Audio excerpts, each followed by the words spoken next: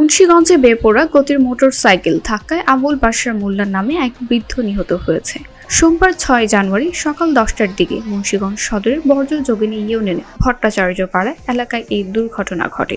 স্থানীয়রা গুরুতর আহত অবস্থায় ওই বৃদ্ধকে উদ্ধার করে বেলা ১১টার দিকে মুন্সিগঞ্জ জেনারেল হাসপাতালে নিলে চিকিৎসারত অবস্থায় মারা যান তিনি। নিহত আবুল বাশার মোল্লা ভট্টাচার্য পাড়া এলাকায় মৃত জলিল মোল্লার ছেলে। মুন্সিগঞ্জ জেনারেল হাসপাতালের জরুরি বিভাগের চিকিৎসক এস.এম. ফেরদৌস হাসান জানান, গুরুতর আহত অবস্থায় আবুল বাশার মোল্লাকে হাসপাতালে নিলে প্রাথমিক চিকিৎসা দিয়ে উন্নত চিকিৎসার জন্য ঢাকা পাঠালে পথেই তার মৃত্যু হয়। মুন্সিগঞ্জ সদর থানার ভারপ্রাপ্ত কর্মকর্তা সাইফুল ইসলাম জানান, এই ঘটনায় নিহত বৃদ্ধ ছাড়াও মোটরসাইকেল চালক আহত হয়েছে বলে জেনেছি। পরিবারের অভিযোগের প্রেক্ষিতে পরবর্তী আইনগত ব্যবস্থা গ্রহণ করা হবে। বর্তমানে নিহতের মরদেহ হাসপাতালের মর্গে আছে।